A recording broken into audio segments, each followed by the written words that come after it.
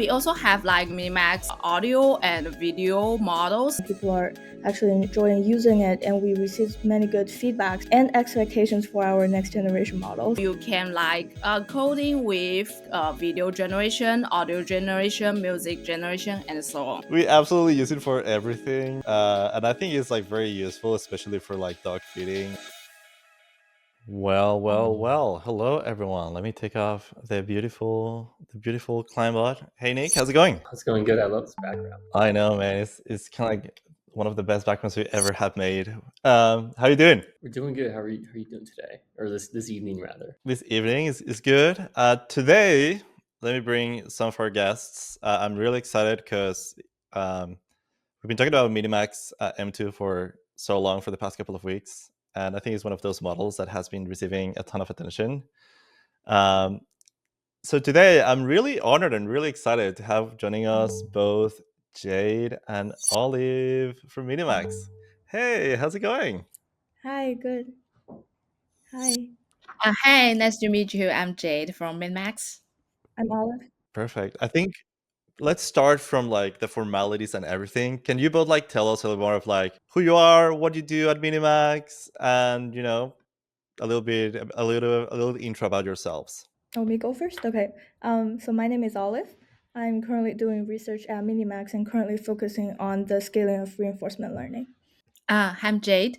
I am the head of developer community for MiniMax, and I'm helping people to knowing about MiniMax model and helping them to working bad and using bad with our using better with our model. Yeah. Perfect. Nick, do you want to intro yourself? I know you're world famous, but still, the good practices. I think it's probably good to introduce myself. I'm Nick, lead product marketing here at Cline. Really excited to have both you and Olive and Jade on.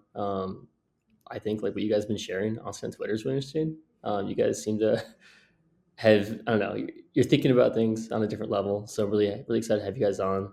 Really excited to hear kind of what's going on behind the scenes. Yeah. Yeah, and I'm Juanpa. I'm a senior developer advocate here at Cline. And I probably am not on the Twitter side, but I'm much more interested in talking about the different blogs that you have been writing and how you are sharing the architecture, the ideas behind the model, and how you decided to make certain decisions for the model to make it like work best. But before we start, just wanted to know what has been your life after the M2 launch? Like you launched M2 probably like 2 weeks ago, 3 weeks ago, more or less. How has it been for both of you to be part of that launch? Wait, okay, I can go first. So, yeah, for me, it's very exciting, and because it's very exciting for me to see that developers in the community really love using it, so that it shows that M2 wasn't just a performance bump. It really it ranked very high on intelligence benchmarks, um, we really saw that it ranked very top on, for example, OpenRouter, and people are actually enjoying using it, and we received many good feedbacks and expectations for our next generation models. So it's very exciting to really develop the model kind of with the community to see what they want and to kind of put the research into real use, and that's very exciting. We really changed our experiments and decision workflow from M1 to M2. So what we looked at was not, especially during post-training, right, was not only benchmarks, but also we have many internal developers that actually use our models and then give feedbacks to us. And Jade organized that. So maybe she can talk more about it later. But we really received many good feedbacks from people who actually use it. And we try to think what model behaviors would advance that experience. For example, interleaved thinking. We thought of, well, what model behaviors would let the agent or let the model do long horizon tasks without losing the thinking with reflections and by stuff like that. So, and then we construct our data into those model behaviors that we expect the model to do, and then we train it, and then we iterate our model during post-training. Okay, so when I in choose post training periods, I'm very focusing on how M2 is performs good in coding. Yes, because I'm a developer, so I'm very focused about so what kind of like task where M2 will perform good. So like I organize some kind of like we have I am the front end developer, and we have like a backend developer and a mobile app developer, and or some other programming language persons. So we need this person to help us to like evaluate what M2 performs actually good in the actual coding tasks. Like I need M2 to know what the fails in these programs, and it can to like read whole programs and to know so how this program to do in the coding task. And like I want to add some features or I want to fix some bugs, I need M2 will actually know what it's doing and what it can do, like generate code to be meet the requirement what I ask.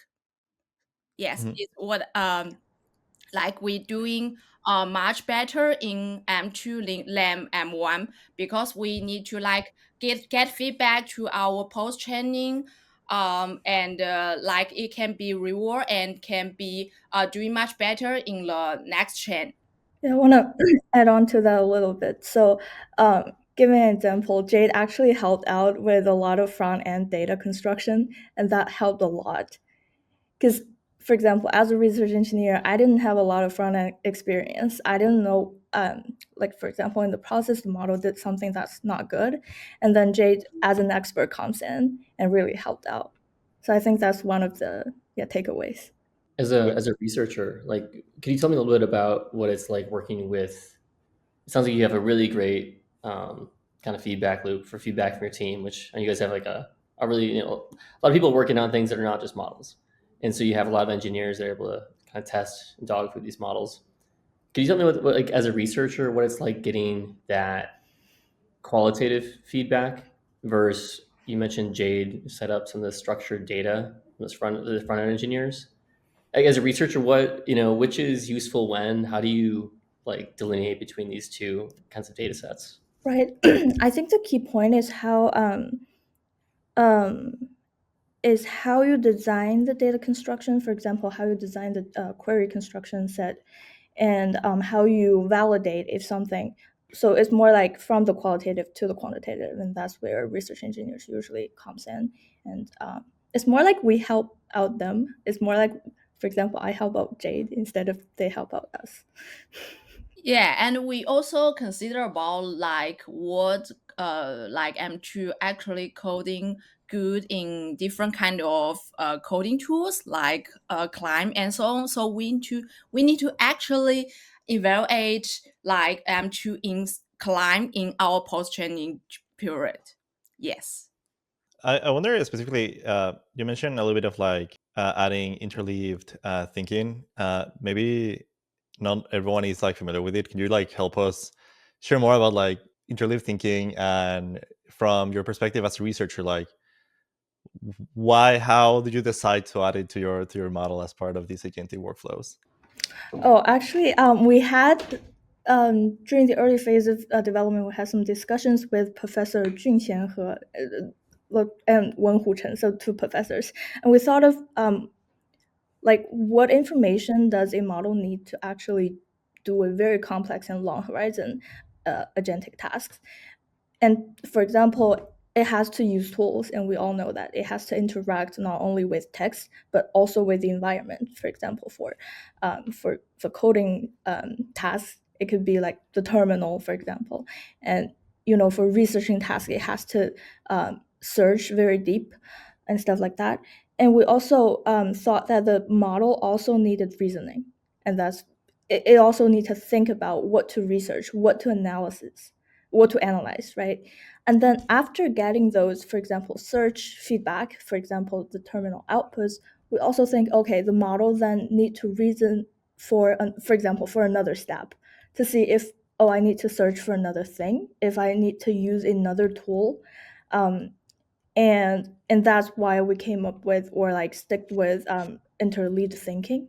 So we wanted the model to use the tool, to think what tools to use the tool, and then think, to look at the feedback, and then think what's good or not good, and what it needs to do more of, and use more tools, and then come at an answer or like a feedback to the user that's, the model has thought of it internally for a very long time.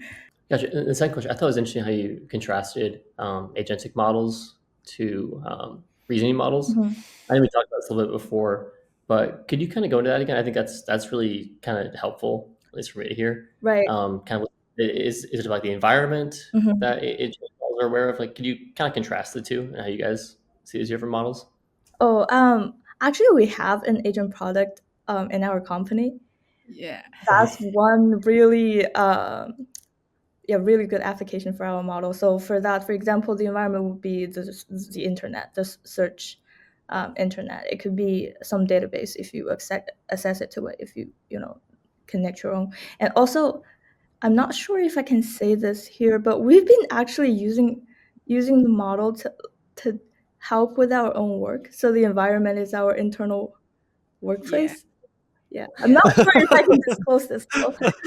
Is that being trained into the model, or is that just So for example, I can connect it to my docs, and then I can say that, okay, I've been writing this code. I have this experiment result. Can you format it into a document for me? The document itself is an experiment, is an environment.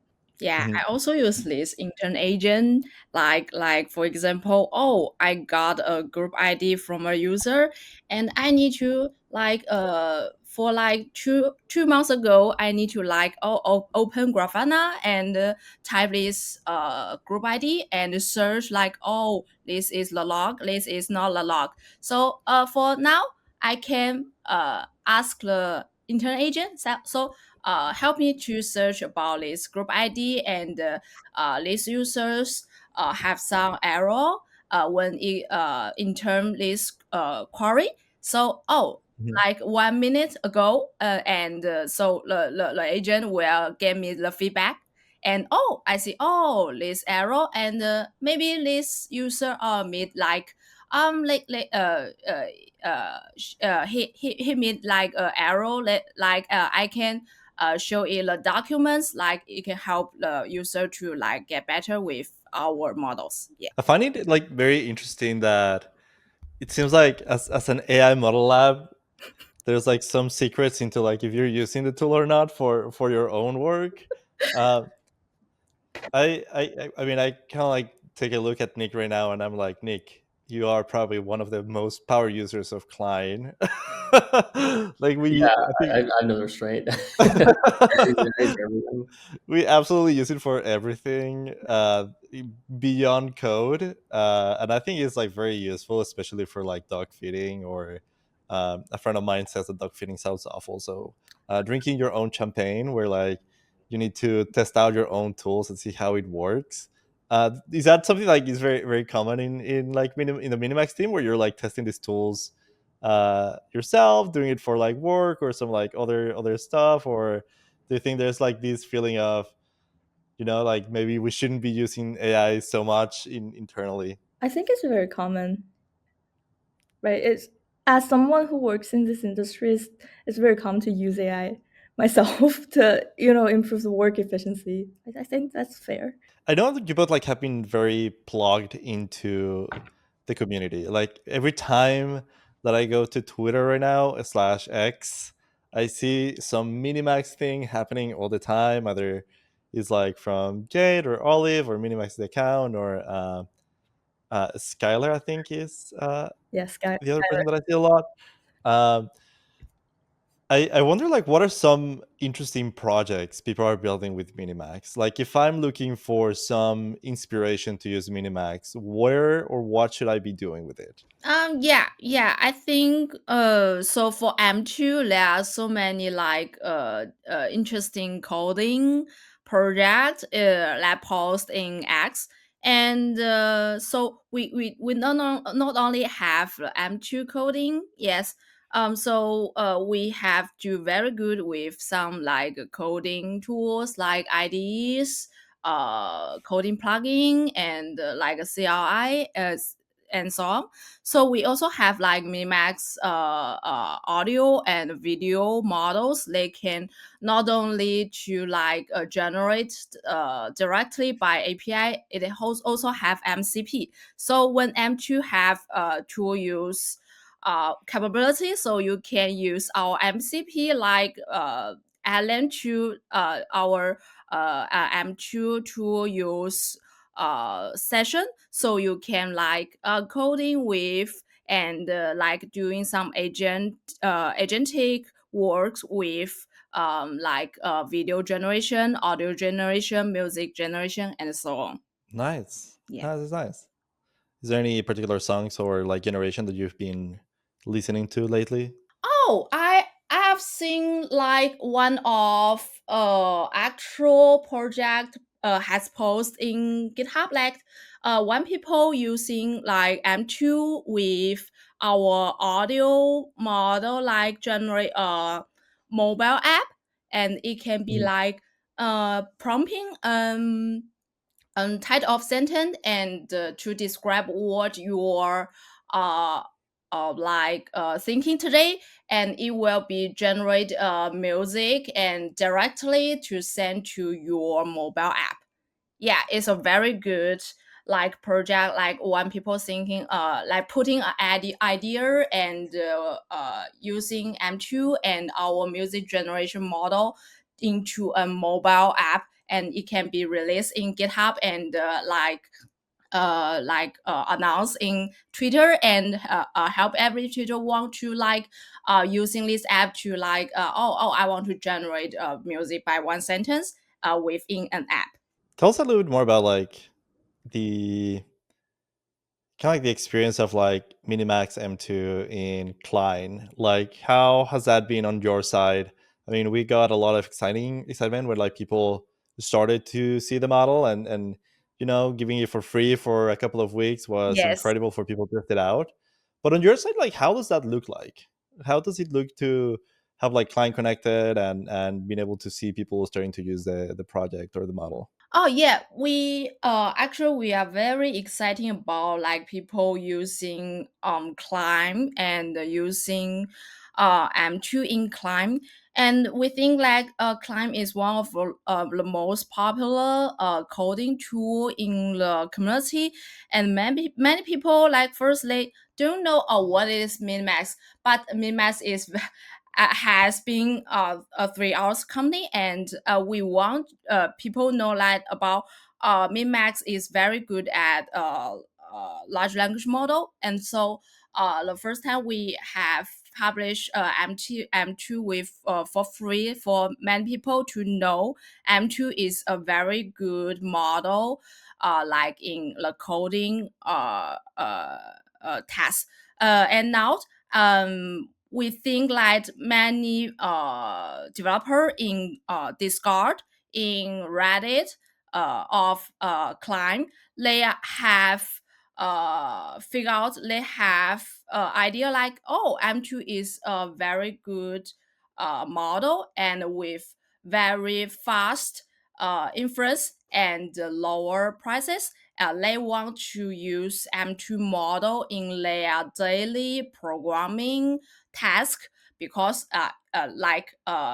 M2 is very lower prices, and with like coding plan, it could like support them like doing like several project daily work, and they can program together with very lower cost and with very powerful coding capabilities.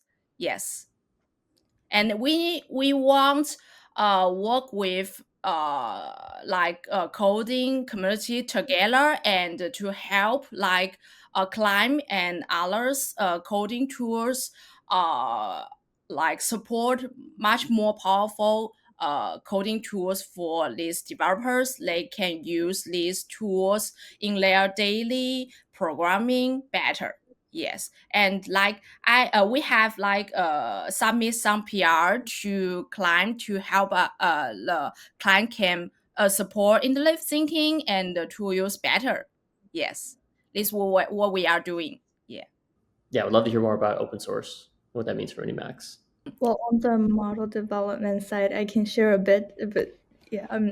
So, for example, we communicate with people from the community, for example, SG Long, and for example, yeah, a lot of community, and then we share our views, and then we think of what can be the next steps on the technical side, right? So, and then we contribute together. I guess that's the way we collaborate on the model side.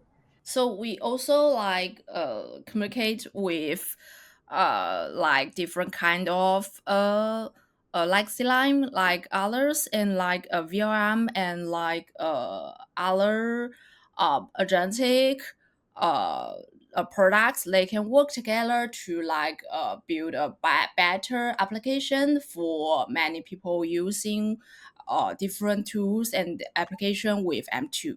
And do you guys feel like being open source, like, what are the, do you feel like it like helps you innovate faster? Do you feel like it allows you to build better models because you have this feedback loop? Yeah, I just love building more things with people who actually love it and who are passionate about models in these applications.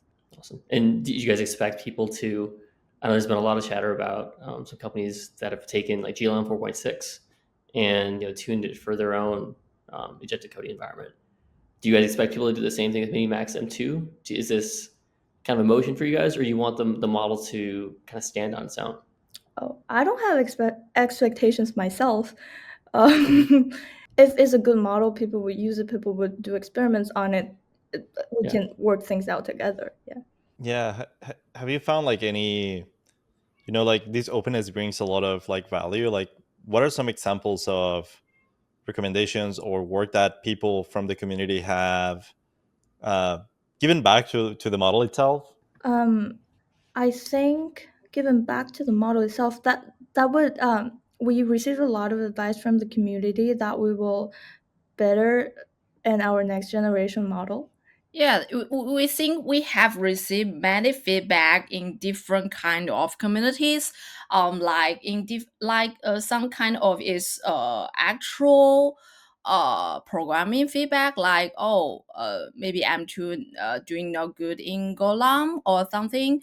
Oh, maybe I'm too well not have some like kind of different kind of like language mix like arrow. We can give this feedback back to our next generation model training and like to improve them better. And some kind of feedback is about like inference, like we have some bug in like transformers and VRM support. Oh, maybe we can fix it now. Yes. So I think lots of feedback can help us doing better in model training and like in support many people, many users to using our models. Yeah, in different ways like API or open source model. Like inference supporter and so on, and it can be used like in designer shader, like a line and or some kind of a radar line and something.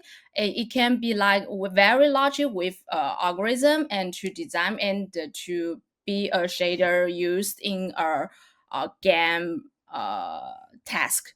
Yeah, and it is one of things we are very surprised, and I think that is maybe kind of M2 has learning some kind of gaming data in training. It has some ability to know what I can do in C++ and to design like game kernel and a game like game function, and it can be used in this kind of project. Yeah.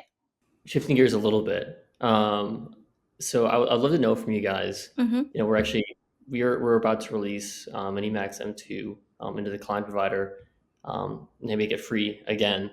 in Cline. We're doing it like right now. So it'll be after this live stream right around the end. Anybody who wants to use MiniMax M2 in Cline can do so for free. What we would love to know is what kind of feedback is useful to you guys from developers. As much as we'd love people to use Cline, use the model, we also want to make sure this is useful for you guys. So, what should developers? How can they give you feedback? Where?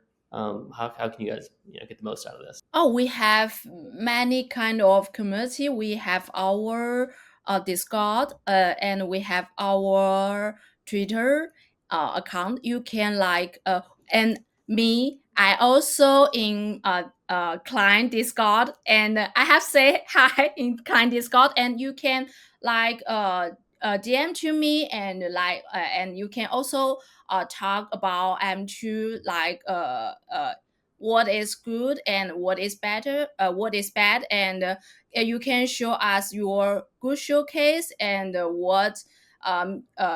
problem you made in when using M2 to us, and you can also post like some kind of Twitter message in Twitter, and we will search, we will read people's feedback, because we think it's very good kind of feedback for our next generation model training. So we are continuing looking at this community. Yeah. And one thing to note, if people want, they can just post it on X. We have one researcher in our team that looks at X every single day and search Minimax M2 and sort by latest and look at the feedbacks. Can you tell us more about it? Yeah. There are actually same model with free version and the stable version. The only difference is like the TPM and the RPM. Like some kind of when you like using free model, they will be meet like a little bit limit when you do like doing programming in very long term, like in I think you can see the detail limitation in our document in our website. I think it may be like for 5 hour will meet a limit. Yeah, this the same model, just some generous rate limit and depending on traffic and stuff. And yeah, So you still have like the opportunity of using it, y'all. Like you still have the opportunity to build really cool stuff with it, and get to test out the. For me, what was impressive was like the speed was like really nice when I started using M2 earlier last week. So really happy with it. Well, then you know where to go. Nick, should we wrap this up? Any last words of advice for people watching? I guess just go check out it's 3.37.1, our second release today. Go check out MiniMax M2 if you haven't yet. It's free in Cline right now. And if you use it, find Jade or find Olive, give them some feedback, let them know what you think. It's kind of just us using the models to make them better to some degree. I know Olive does a lot of work too, but yeah, and also thank you, Olive, thank you, Jade, so much for coming on. Was really excited for this one. Appreciate you guys making the time for it. thank you so much for having us. Yes, yeah, thank you. We are so great, so happy to have you. And I'm excited to see how models work on client. Well, then, y'all, thank you so much for everyone watching on Twitter, LinkedIn, people connecting from Malaysia, which I think is like 3 a.m. for them. Or, well, not that early, right? It's like 7, 8 a.m. right now. But happy to see all of these folks like joining from different parts of the world. Kilev and everyone that is there in YouTube, thank you so much for jumping in, and we'll see you all next time.